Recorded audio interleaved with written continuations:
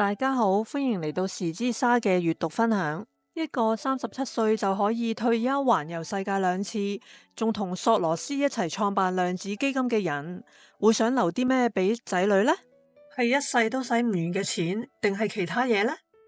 今日要同大家分享呢本書係被譽為投資大師嘅 Jim Rogers。佢喺60歲嘅年紀迎嚟2個寶貝女。佢冇教佢哋點樣睇投資圖，亦都冇教佢哋點樣追揸沽。呢本書叫做《投資大師羅傑斯給寶貝女兒嘅12封信》。睇完之後發現呢本其實係一本關於點樣過好一生嘅哲學書。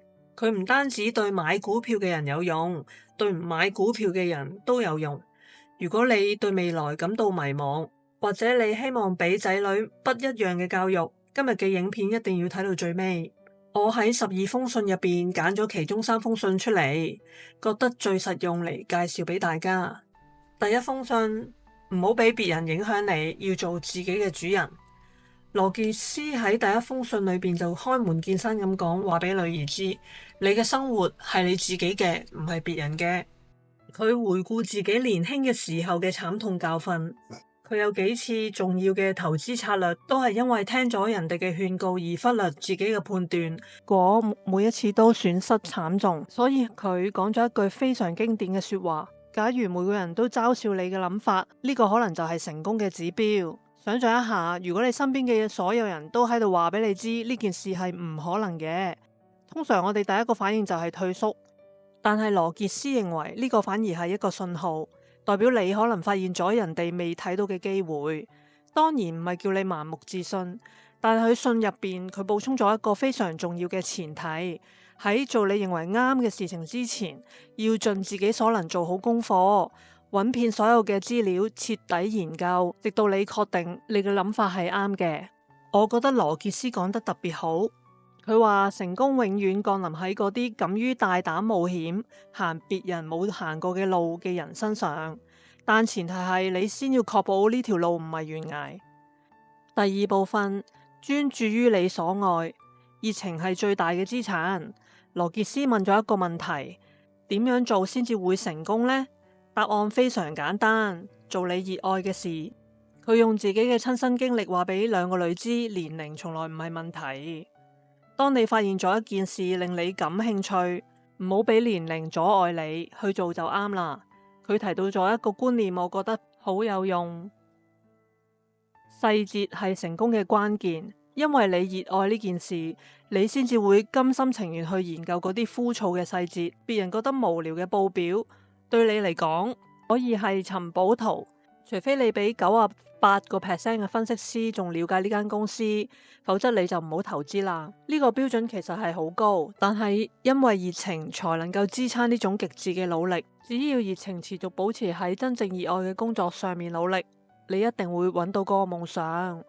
第3部分，呢個係中國嘅世紀、世界觀同埋遠見。作為一個投資人，羅傑斯嘅遠見喺呢本書表露無遺。佢喺10幾年前就斷言呢個係中國嘅世紀。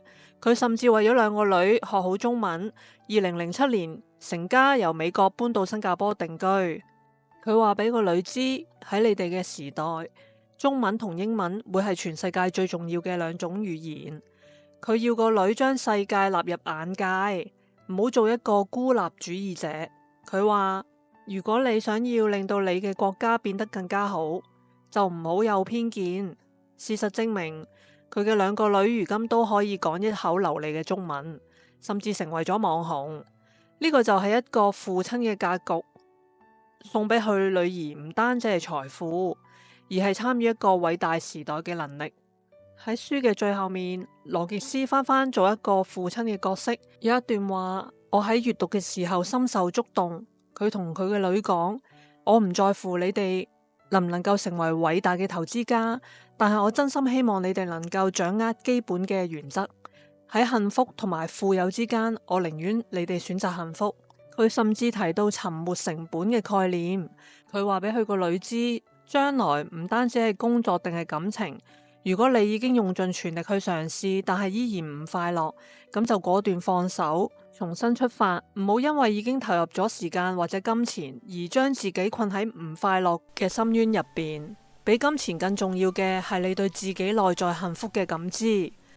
呢本書喺第一次睇嘅時候，覺得裏邊嘅內容好實用，我之後亦都將佢買嚟送俾朋友，因為入邊嘅內容我認為好適合俾女仔睇，就算係成年人都啱用。書入邊會有個小方格，係羅傑斯送俾佢兩個女嘅提醒，我覺得好啱年輕女仔用。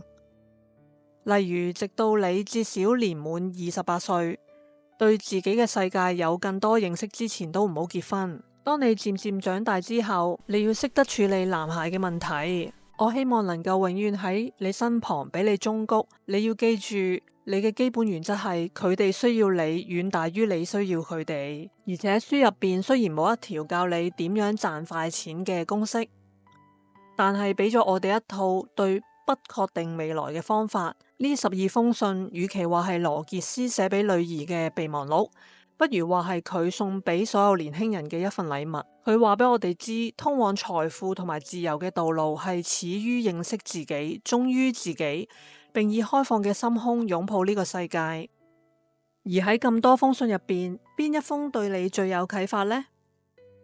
係唔俾別人影響你，定係專注於你所愛呢？